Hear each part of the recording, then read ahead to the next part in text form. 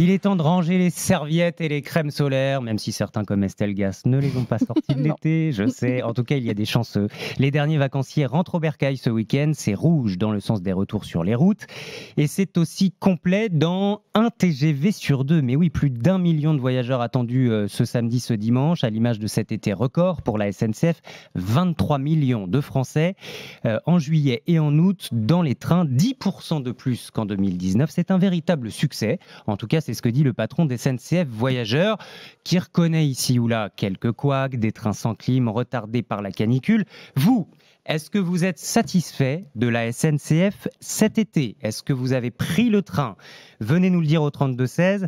C'est aussi l'objet du reportage de la rédaction, signé Garance Munoz. Un été sur les rails, 10% de fréquentation de plus qu'à l'été 2019, un record auquel a participé Muriel de retour de vacances. C'est la première année où je le prends autant, pour rien vous cacher. Je dois faire partie de tous ces voyageurs-là. J'ai contribué en tout cas à ce succès. J'ai fait Marseille, Clermont-Ferrand pour aller à la campagne. Là, on arrive de Deauville.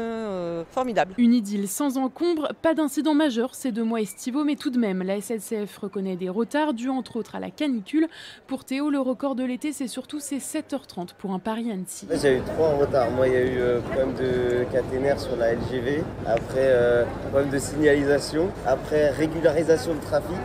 J'ai l'impression que j'avais fait Paris-New York, c'était interminable. Côté tarif, tout roule quand les billets sont pris bien en avance ou que les contrôleurs sont cléments. On n'a pas payé trop cher et même les contrôleurs ont été super sympas. Je ne veux pas trop les trahir, mais on a un chien, on l'a pris, on avait oublié de prendre le ticket.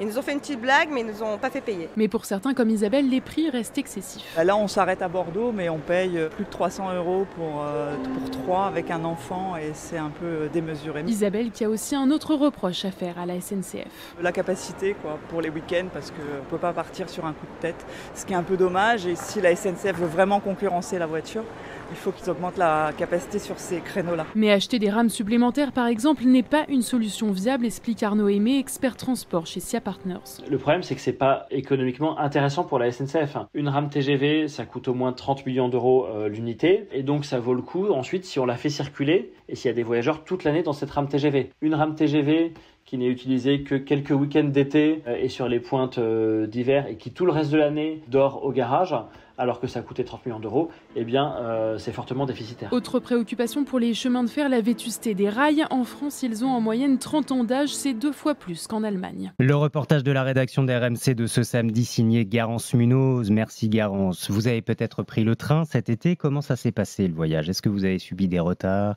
des annulations? Vous avez payé combien? Parce qu'on a aussi beaucoup parlé du prix au début de l'été. On vous attend au 32-16 pour nous raconter votre été en train.